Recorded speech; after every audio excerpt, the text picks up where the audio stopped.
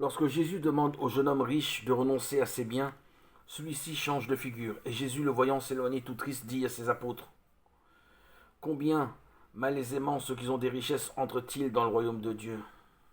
Luc 18, verset 24.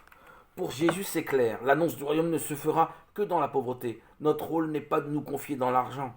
Le royaume est d'un tout autre ordre. Il s'agit d'une mission de la parole, à jeter dans le monde comme une semence, selon l'enseignement même de Jésus dans la parabole du semeur. Les moyens matériels ne sont donc que très accidentels pour lui. De tels propos ne passent pas très bien du côté des apôtres. Cela leur reste en travers de la gorge. Les disciples étaient stupéfaits de ces paroles. Marc 10, verset 24.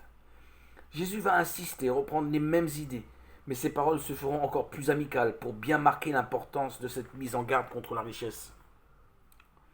Mais Jésus, prenant de nouveau la parole, leur dit: Mes fils, combien il est malaisé d'entrer dans le royaume de Dieu. Marc 10, verset 25. Devant leur désarroi, son cœur lui dicte les mots qui les apaisent. Mes fils, comme une mère dont la voix se fait plus douce et les mots plus affectueux, plus pressants, pour détourner son enfant du péril qu'il ignore. Entrer dans le royaume, ça veut dire beaucoup de choses.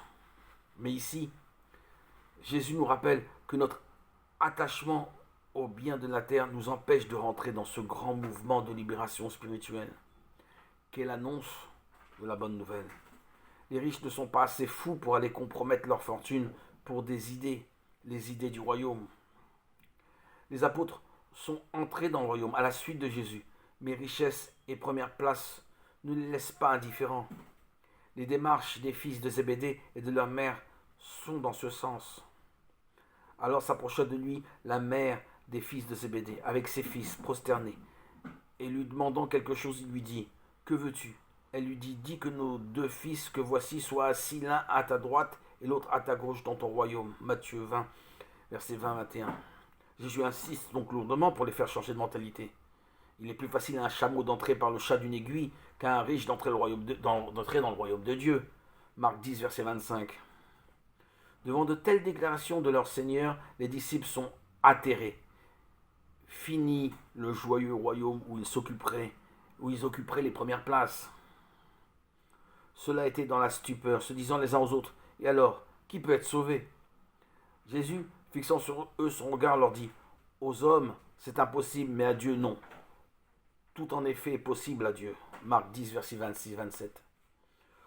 Son regard les réconforte donc ainsi que son optimisme qui puise sa force en Dieu. Il est impossible à l'homme seul de se détacher de la passion, de l'argent et du pouvoir. Mais Dieu peut très bien changer son cœur et lui donner de trouver le bonheur dans la pauvreté. Alors, il entre dans le royaume.